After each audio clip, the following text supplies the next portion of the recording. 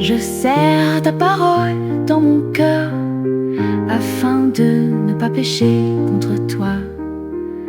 Je serre ta parole dans mon cœur afin de ne pas pécher contre toi.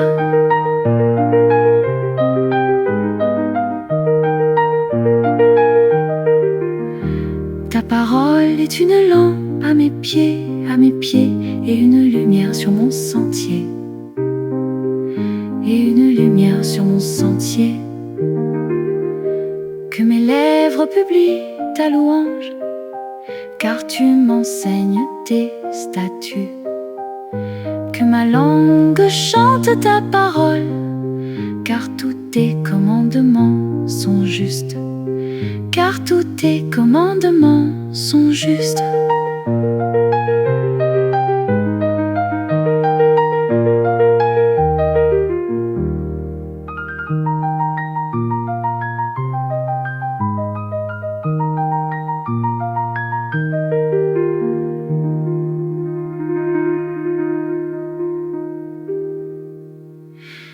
Ta parole est une lampe à mes pieds, et une lumière sur mon sentier.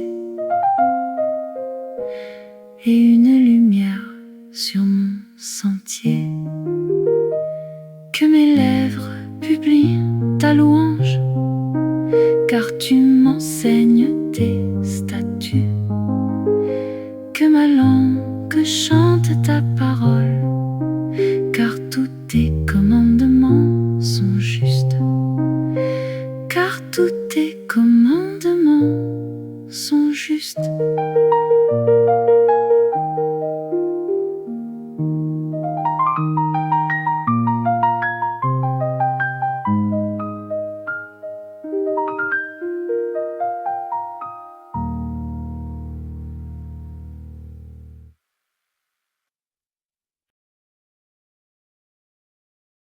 Bonjour les enfants!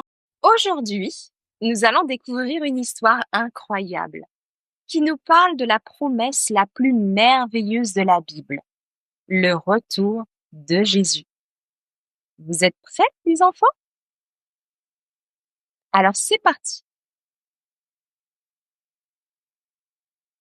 Hier, nous avons parlé de ce qui s'est passé au ciel et du plan de Dieu pour nous sauver. Nous avons vu comment Jésus a souffert, est mort sur la croix et est ressuscité pour vaincre la mort. Mais l'histoire de Jésus ne s'arrête pas là. Il y a une promesse encore plus glorieuse. Jésus reviendra un jour sur la terre. Après être ressuscité, Jésus est monté au ciel. Mais avant de partir, il a dit à ses disciples: « Je reviendrai ». Depuis ce jour, les chrétiens attendent avec joie et espérance ce moment où Jésus reviendra pour établir son royaume éternel. Ce sera un jour de paix, de justice et de bonheur sans fin. Mais en attendant, le monde est parfois difficile à vivre. Il y a des guerres, des maladies, des gens qui souffrent. Parfois, on se demande pourquoi il y a tant de mal sur la terre. Mais la Bible nous donne une grande espérance. Jésus reviendra. Et ce jour-là, tout sera changé. Plus de souffrance, plus de larmes, plus de mal. Ce sera un monde parfait. Dans l'Apocalypse, le dernier livre de la Bible, il est écrit: « Voici, il vient avec les nuées, et tout œil le verra. » Apocalypse 1, verset 7. Imaginez ça. Le ciel s'ouvrira et Jésus apparaîtra dans toute sa gloire, entouré de nuées lumineuses. Tout le monde le verra, peu importe où il se trouve. Ce sera un événement incroyable, visible par tous. Pour ceux qui aiment Jésus et qui croient en lui, ce sera un moment de joie immense. Ils verront leur Sauveur, leur Roi, et ils seront réunis avec lui pour toujours. Les anges chanteront et tout le monde célébrera la victoire de Jésus sur le mal. Ce sera comme une grande fête qui ne finira jamais. Mais pour ceux qui n'ont pas cru en Jésus, ce sera un moment de tristesse et de regret. Ils comprendront qu'ils ont fait un mauvais choix en refusant l'amour de Jésus. La Bible dit que toutes les tribus de la terre se lamenteront.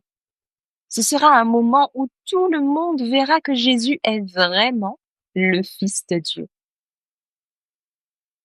Quand Jésus reviendra, ce ne sera pas seulement un grand spectacle. Ce sera le moment où tout ce qui est mal sur terre sera réparé. Plus de souffrance, plus de maladies, plus de péché. La Bible nous promet un nouveau ciel et une nouvelle terre, un monde parfait où nous vivrons en paix avec Dieu. Dans ce nouveau monde, il n'y aura plus de larmes. La Bible dit, Dieu essuiera toutes larmes de leurs yeux et la mort ne sera plus. Apocalypse 21, verset 4. Imaginez un monde où tout le monde est heureux, où les enfants rient et jouent sans crainte et où l'amour règne partout. Ce sera un monde merveilleux, comme Dieu l'avait prévu depuis le début. Mais avant que Jésus revienne, il nous demande d'être prêts. Il nous dit de vivre chaque jour dans son amour, de partager sa bonne nouvelle avec les autres et de faire de bonnes choses. Nous ne savons pas quand il reviendra, mais nous devons être comme des serviteurs vigilants, prêts à l'accueillir. Jésus nous invite aussi à partager son amour avec les autres. Il ne veut pas que quelqu'un se perde.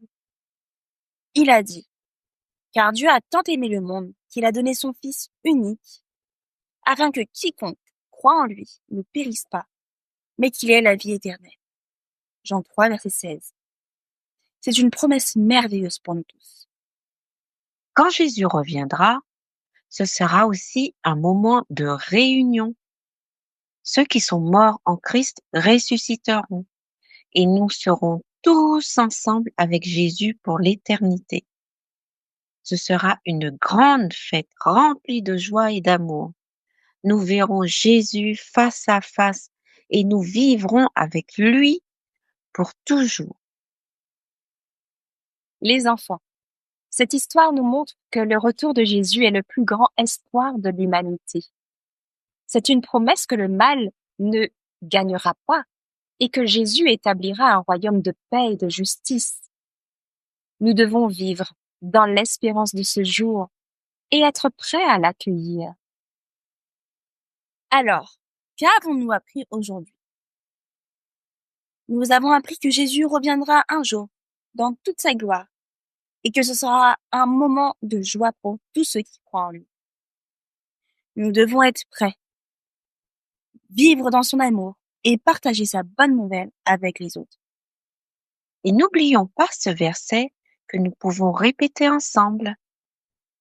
Voici, il vient avec les nuées, et tout œil le verra. Amen. Apocalypse 1, verset 7. Ce verset nous rappelle que Jésus reviendra et que ce sera un jour glorieux. Les enfants, souvenez-vous de cela. Jésus vous aime et veut que vous soyez prêts pour son retour.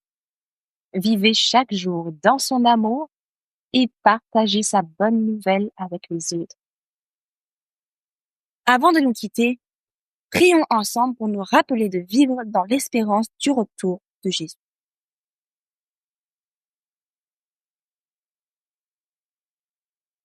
Père céleste, merci pour la promesse du retour de Jésus. Merci de nous enseigner que tu prépares un monde merveilleux pour nous, où il n'y aura plus de larmes, plus de peine, plus de souffrance. Aide-nous à vivre chaque jour dans ton amour, à être prêt pour ton retour et à partager cette bonne nouvelle avec les autres. Sois avec nous pour le moment d'étude qui va suivre. Au nom de Jésus, nous te prions. Amen.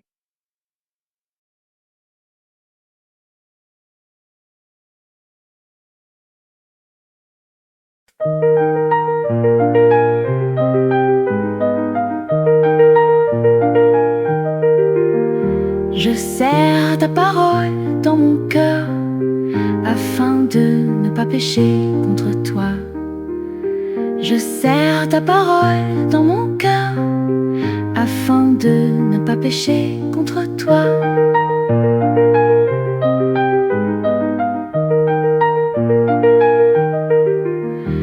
Ta parole est une lampe à mes pieds, et une lumière sur mon sentier. Et une lumière sur mon sentier. Que mes lèvres publient ta louange, car tu m'enseignes tes statuts. Que ma langue chante ta parole, car tous tes commandements sont justes. Car tous tes commandements sont justes.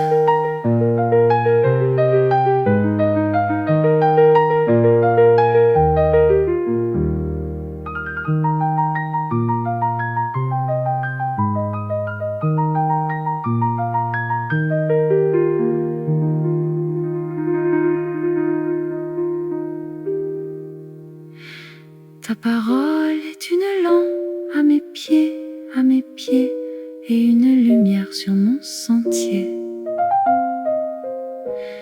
Et une lumière sur mon sentier. Que mes lèvres publient ta louange, car tu m'enseignes tes statuts. Que ma langue chante ta parole,